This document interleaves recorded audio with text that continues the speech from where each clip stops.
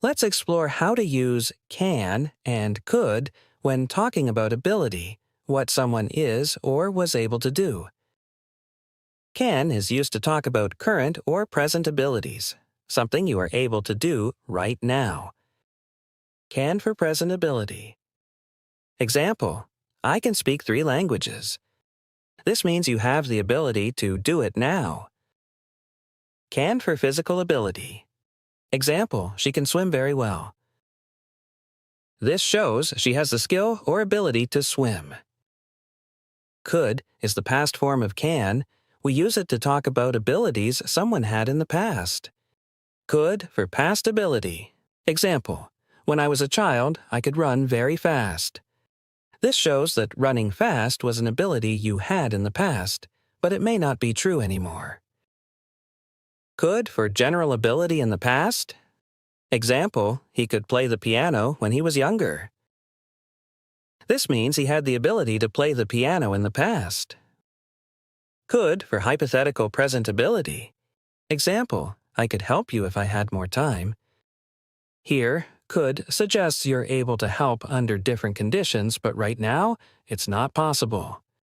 Now let's talk about how we use can, could, and may to ask for and give permission.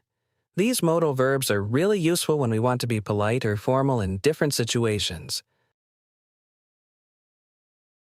Can is often used in informal situations to ask for or give permission. It's the most common and casual way to ask if something is allowed. Asking for permission. Example, can I leave early today? This is an informal way of asking for permission to leave early. Giving permission. Example, yes, you can borrow my book. Here, you're allowing someone to do something. Could is more polite and formal than can. We use could when we want to sound respectful or when we're asking permission from someone in authority. Asking for polite permission. Example, could I use your phone for a moment? This is a polite way to ask for permission, often used in more formal situations. Giving permission politely. Example, yes, you could stay a little longer. This is a polite way to give permission. May is the most formal way to ask or give permission. It's often used in more official or respectful contexts, like at school or work. Asking for formal permission. Example, may I leave the room? This is very polite and is often used when speaking to teachers, managers, or in other formal situations. Giving formal permission. Example, yes, you may go now. This is a formal way of giving permission. Now let's explore how to use can, could, may, and might to talk about possibility. These modal verbs help us express how likely something is to happen, ranging from very likely to less certain. Can is used to talk about something that is generally possible, things that can happen in certain conditions or situations. General possibility. Example, it can rain a lot in the summer. This means that rain is possible during summer, but it's a general statement, not about a specific moment. Possible ability. Example, people can get sick if they don't wash their hands. This talks about what can generally happen in certain situations. Could is used when we talk about something that is possible, but often less certain. It suggests a hypothetical or future possibility. Hypothetical future possibility. Example, it could rain later today. This means it's possible, but you're not certain. Uncertain possibility. Example, he could win the race, but it's hard to say. Here, could expresses that it's possible, but not guaranteed. May is often used for formal or official possibilities. It expresses potential, often with a bit more formality. Example, I may travel to Japan next year. This suggests that traveling is possible, but it's not decided yet. Official or polite possibility. Example, the meeting may be canceled if the speaker doesn't arrive. This is a formal way to suggest that cancellation is a possibility. Might is used when talking about something that is possible, but often less certain than may. It expresses a weaker possibility. Less certain possibility. Example, it might snow tomorrow. This means there's a chance, but you're not very sure. Slight or weak possibility. Example, she might come to the party, but I'm not sure. Here might suggest a lower possibility than may or could. In this section, let's dive into how we can use may, might, and shall to make suggestions. These modal verbs are perfect when we want to recommend something or give ideas politely. May is often used to make polite or formal suggestions, especially when speaking in a more respectful or professional setting. Making a formal suggestion. Example, may I suggest we start the meeting at 10 a.m.?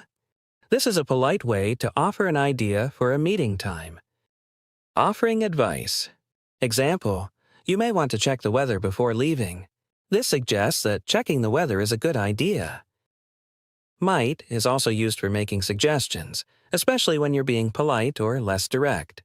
It's softer and more tentative than may. Polite suggestion. Example, you might want to try a different approach. This is a gentle suggestion, implying that trying another way is a good idea, but you're not insisting. Tentative. Suggestion. Example, we might go for a walk later if you're interested. This is a polite, tentative way to suggest a future plan, giving the other person the option. Shall is more direct and often used when offering a suggestion or making a proposal. It's common in British English and slightly formal. Making a suggestion. Example, shall we go out for dinner tonight? This is a direct way of suggesting a plan, often used in group decisions. Offering assistance. Example, shall I help you with your bags? Here, shall is used to suggest help or assistance. Deciding together. Example, shall we start the project next week? This is a collaborative suggestion, asking for agreement. Now let's talk about how to use should when giving advice. Should is used to give advice or make suggestions about what you think is the best course of action. When you use should, you're telling someone what you believe is a good idea but without being too forceful. General advice. Example, you should eat more vegetables to stay healthy. This means eating more vegetables is a good idea and will help you stay healthy. Offering guidance. Example, you should study for the exam if you want to pass. This advice points out what will help the person succeed in their goal. Missed opportunity. Example, she should have taken that job offer. This means it would have been a good idea for her to take the job, but she didn't. In this section, we're going to talk about how to use must, ought to, and have to for expressing obligation. Must is used to talk about strong obligations, things that are very important, rules, or laws that you have to follow. It shows something is necessary or required. Strong obligation. Example, you must wear a seatbelt while driving. This is a rule or law, and you don't have a choice. Giving orders or commands. Example, you must listen carefully. This is a strong instruction or command. Ought to is used to talk about what is the right thing to do, or what is morally expected. It's softer than must, and often used when we are giving advice or talking about duties that are not strictly enforced but still important. Moral obligation. Example, you ought to help your friend when they're in trouble. Example, you ought to help your friend when they're in trouble. Have to is used to express external obligations, meaning something is necessary because of rules, laws, or other people's expectations. It's often used for things that are required but might come from outside yourself. External obligation. Example, I have to pay my bills by the end of the month. This is an obligation that comes from outside, like a rule or law. Necessity. Example, she has to wake up early for work. This means she is required to wake up early because of her job.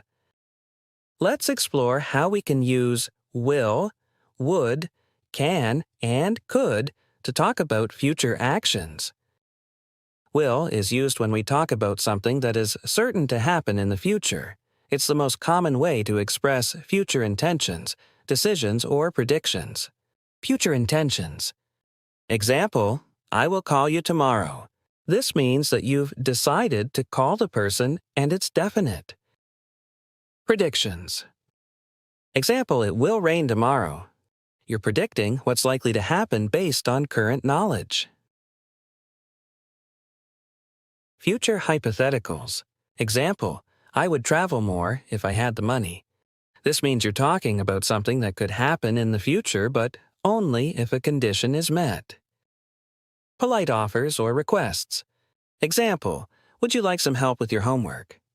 This is a polite way of offering help or asking about a future action. Can is used when talking about someone's ability or the possibility of doing something in the future. It's more direct than could and is often used when something is likely. Future possibility. Example, we can go to the beach this weekend. This is talking about something that is possible in the future and depends on other factors like the weather. Could is used to express future possibilities that are less certain or conditional. It's softer than can and is often used when we're unsure about something happening. Future suggestions. Example, we could try a new restaurant this weekend. This is a suggestion for something that might happen in the future.